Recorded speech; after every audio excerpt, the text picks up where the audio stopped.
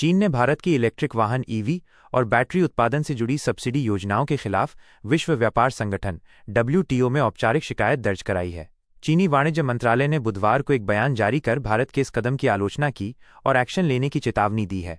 मुख्य विवरण।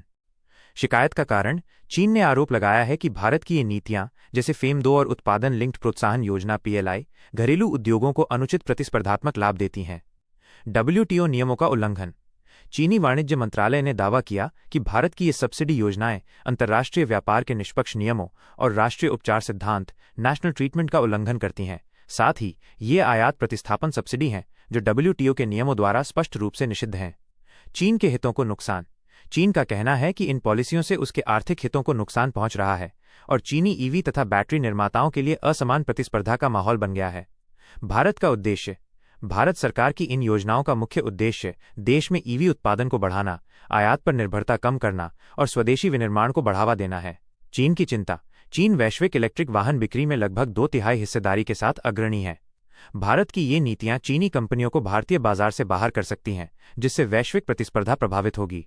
चीन की चेतावनी।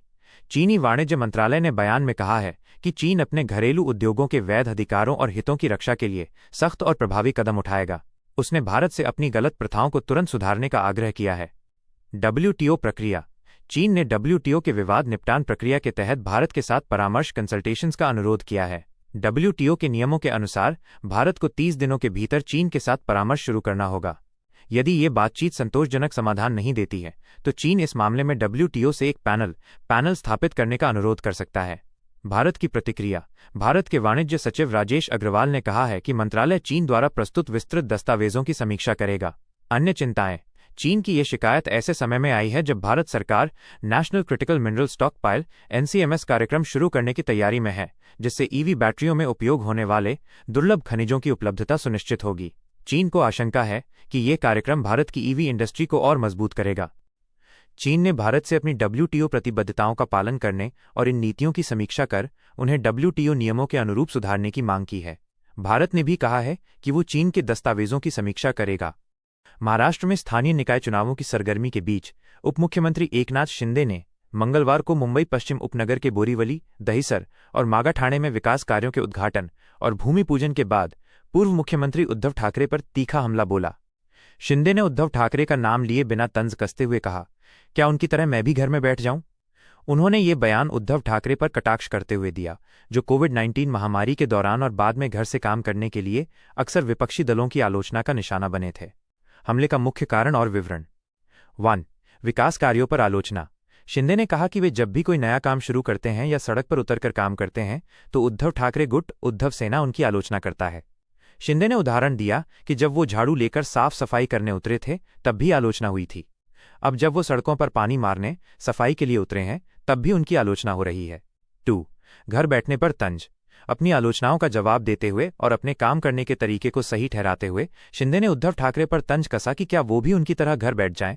यह टिप्पणी उद्धव ठाकरे के घर से काम करने की शैली पर निशाना थी। 3. बीएमसी चुनाव की तैयारी।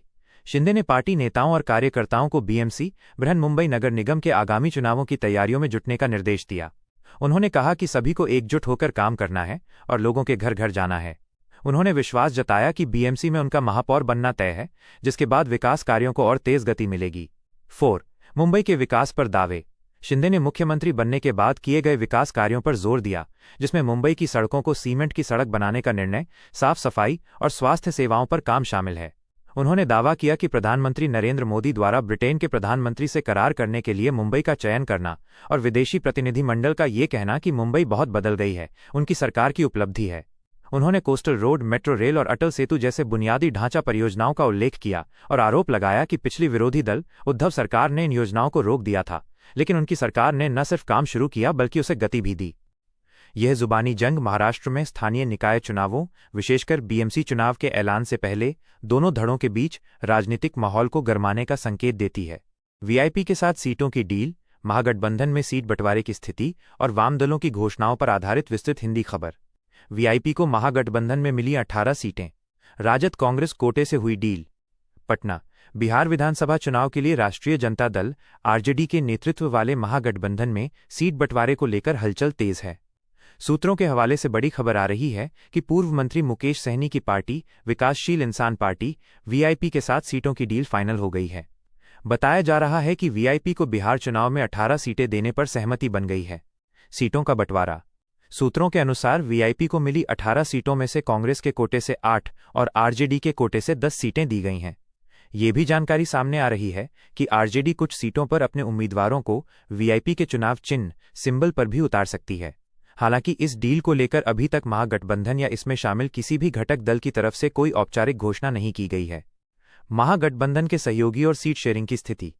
राजद के गठबंधन सहयोगियों में मुख्य रूप से कांग्रेस, 3 वाम दल, भाकपा, माकपा, भाकपा माले और मुकेश सहनी की वीआईपी शामिल हैं। झारखंड के मुख्यमंत्री हेमंत सोरेन की झामुमो और पूर्व केंद्रीय मंत्री पशुपति कुमार पारस की रालोजपा से भी गठजोड़ की संभावना जताई जा रही है। महागठबंधन में सीट शेयरिंग पर विभिन्न दलों के बीच अभी भी पूरी तरह से सहमति नहीं बन पाई है। सूत्रों के मुताबिक कांग्रेस बिहार चुनाव के लिए 60 से ज्यादा सीटों की मांग कर रही है, लेकिन राजद उसे 55 सीटें देने पर ही तैयार है। मुकेश सहनी और तेजस्वी यादव के बीच हाल ही में मुलाकात हुई और फोन पर भी बातचीत हुई, जिसके बाद वीआईपी को 18 सीटें देने पर सहमति बनी। सीटों के चयन में जातीय समीकरण और स्थानीय तथ्यों का ध्यान रखा गया है। वाम दलों का रुख। भाकपा ने 6 सीटों पर तय किए उम्मीदवार। Communist party of India CPI ने 6 सीटों पर अपने उम्मीदवार तय कर दिए हैं, हालांकि इसकी आधिकारिक घोषणा बाकी है। तय किए गए उम्मीदवार: तेघड़ा से रामरतन सिंह, बखरी से सूर्यकांत पासवान, बछवाड़ा से अवधेश कुमार राय, बांका से संजय कुमार, झंझारपुर से रामनारायण यादव, हरलाखी से राकेश कुमार पांडेय। पार्टी कांग्रेस कोटे की कुछ सीटों पर भी उम्मीदवार उतार सकती है। भाकपा माले ने घोषित कर वापस ली 18 उम्मीदवारों की सूची। महागठबंधन में सीटों के बंटवारे में देरी होते देख भाकपा माले ने मंगलवार को अपराह्न 18 सीटों पर अपने उम्मीदवार घोषित कर दिए थे। हालांकि कुछ ही देर बाद पार्टी ने ये सूची वापस ले ली और कहा कि इसे साझा प्रेस कॉन्फ्रेंस में जारी किया जाएगा। भाकपा माले के 6 उम्मीदवारों ने मंगलवार को नामांकन भी दाखिल कर दिया। पालीगंज से संदीप सौरभ, अरवल से महानंद सिंह, आरा से कयामुद्दीन अंसारी, दरौली से सत्यदेव राम, जीरादेई से अमरजीत कुशवाहा, दरौंदा से अमरनाथ यादव। गिरफ्तारी विवाद। पर्चा भरने के दौरान दरौली के निवर्तमान विधायक सत्यदेव राम को गिरफ्तार कर लिया गया। पुलिस ने गिरफ्तारी का कारण रेलवे एक्ट के पुराने मामले में लंबित वारंट बताया। माले राज्य सचिव कुणाल ने इस गिरफ्तारी को सरकार के इशारे पर की गई कार्रवाई बताया है। महाराष्ट्र में बड़ी हलचल। राज ठाकरे की एमवीए में एंट्री पर कांग्रेस ने साफ किया रुख, उद्धव की सिफारिश। मुंबई। महाराष्ट्र की राजनीति में इस समय बड़ी हलचल मची हुई है। शिवसेना उद्धव बालासाहेब ठाकरे यानी शिवसेना यूबीटी के प्रमुख उद्धव ठाकरे द्वारा अपने चचेरे भाई और महाराष्ट्र नवनिर्माण सेना मनसे के अध्यक्ष राज ठाकरे को महाविकास आघाड़ी एमवीए में शामिल करने की सिफारिश की जा रही है। एमवीए, जो कि कांग्रेस एनसीपी शरद पवार गुट और शिवसेना यूबीटी का गठबंधन है, इंडिया गठबंधन का ही एक हिस्सा है। स्थानीय निकाय चुनावों से ठीक पहले दोनों ठाकरे भाइयों के बीच बढ़ती नजदीकी को देखते हुए ऐसी अटकलें लगाई जा रही हैं कि मनसे एमवीए में चौथे सहयोगी के रूप में प्रवेश कर सकती है। हालांकि इस संभावित एंट्री पर कांग्रेस पार्टी ने पहली बार अपना रुख साफ किया है, जिससे गठबंधन के भीतर मतभेद उभरकर सामने आए हैं। कांग्रेस ने साफ किया स्टैंड।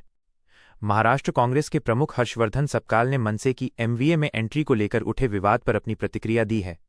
1. प्रस्ताव या चर्चा नहीं। सपकाल ने स्पष्ट किया है कि फिलहाल एमवीए में मनसे को शामिल करने के संबंध में कोई औपचारिक प्रस्ताव या चर्चा नहीं हुई है। 2. इंडिया गठबंधन लेगा अंतिम फैसला। उन्होंने कहा है कि यदि कोई भी दल महाविकास आघाड़ी में शामिल होना चाहता है तो यह निर्णय राज्य स्तर पर नहीं, बल्कि भारत अघाड़ी इंडिया अलायंस के घटक दलों द्वारा सामूहिक रूप से लिया जाएगा। 3. बिहार चुनाव का प्रभाव।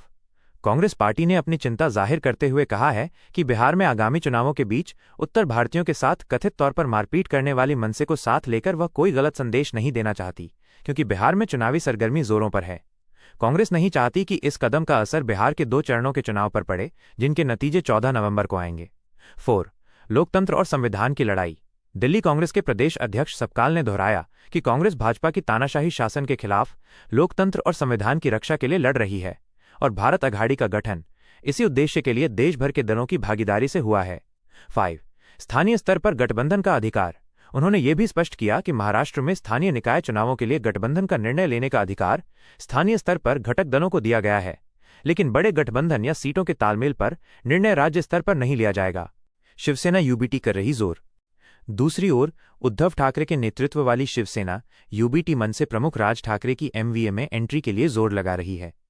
शिवसेना यूबीटी के नेता संजय राउत ने इस मुद्दे को उठाते हुए कहा है कि राज ठाकरे भी चाहते हैं कि कांग्रेस गठबंधन का हिस्सा बने। कुछ राजनीतिक विश्लेषकों का मानना है कि दोनों भाइयों के एक साथ आने से मुंबई के स्थानीय चुनावों में एमवीए को बड़ा फायदा हो सकता है, जिससे वे विधानसभा में प्रचंड जीत हासिल करने वाले महायुति भाजपा शिंदे सेना अजित पवार एनसीपी को कड़ी टक्कर दे सकते हैं। महाराष्ट्र में अगले कुछ दिनों में स्थानीय निकाय चुनावों की घोषणा होने की संभावना है। ऐसे में मनसे की एंट्री को लेकर एमवीए के भीतर ये खींचतान निर्णायक मोड़ ले सकती है।